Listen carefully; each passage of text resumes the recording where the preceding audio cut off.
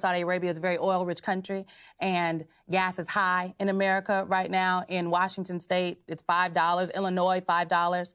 Do you think that this visit could potentially yield some relief for Americans at the pump this fall? I can't confirm that the president's travel, but we're engaging with every country that is an oil producer around the world to get them engaged on this issue, because we know that many countries are dependent on Russian oil for their energy. But there are other countries that are oil producers that could fill in the gap. It's not just Saudi Arabia, it's Nigeria, it's Angola. There are countries, other countries in the Middle East that can fill that gap, and we're engaging with all of them. You just came back from the Syria-Turkey border. You were in Moldova and Romania just a few weeks ago. Talk to me a little bit about these humanitarian efforts and what you most recently saw on your trip. You know, I've spent about half of my professional career working on humanitarian issues, working on refugee issues around the world. So these are issues that are truly important for me. So as you noted, just yesterday I returned from Turkey, from the Syrian border, to highlight the situation of more than 4 million Syrians who are on that border, dependent upon food assistance that is being brought to them cross-border by the United Nations. We have a UN resolution that authorizes that.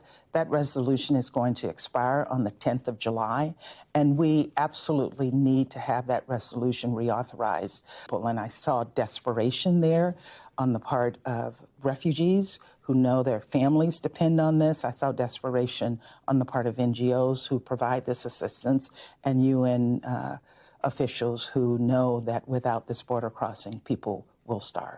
I want to move to the death of Al Jazeera journalist Shireen Abu Akleh. And you previously said that, quote, this has to be investigated. It has to be investigated transparently, and we're encouraging both sides to participate in that investigation so that we can get down to why this happened. Do you have any updates on this investigation? I do not have any updates, but let me just say I was extraordinarily saddened by this. I met her. There is nothing. She interviewed you. She interviewed me, and I felt extraordinarily pained by the way that she was killed. And I immediately called for an investigation. Having an American journalist killed overseas is something that the U.S. government takes very, very seriously, and we will continue to push for a transparent investigation and accountability.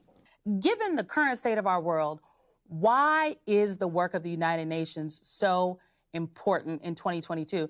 And I'm wondering if you could respond to some of the critics out there that say, we don't need the United Nations now. Look, the United Nations is the only world global organization where every country is a member.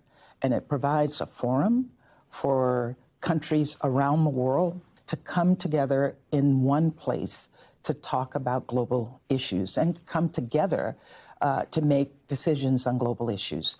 Let me give you an example. We have many issues that are contributing to food insecurity.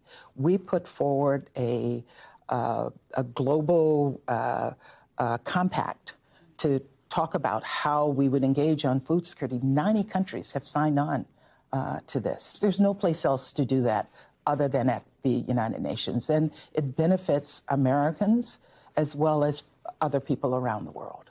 Madam Ambassador, you are only the second Black woman ever to serve as the United States ambassador to the United Nations. Only the second Black woman. Susan Rice was the first, you're the second. What do you want Americans to remember about Ambassador Linda Thomas-Greenfield? You know, it's the same thing I tell people to remember about me in every position I've ever held, and that is that I care, and that my approach has always been one of dealing with these issues with kindness and compassion. And my rule is, if people can just say at the end of my life, she was kind, then I feel like I've accomplished what I needed to accomplish in the world. Well, I have one last question for you, and I do think it's something we need to clear up. What is the proper color for the roux in your gumbo? Roux has to be very dark. Clean it up now because the people need to know. Roux has to be very dark. There's such a thing as gumbo that is a little too white. And if your roux is not dark enough, you end up with white gumbo. And for people who are not from Louisiana, they don't always know and they don't always care.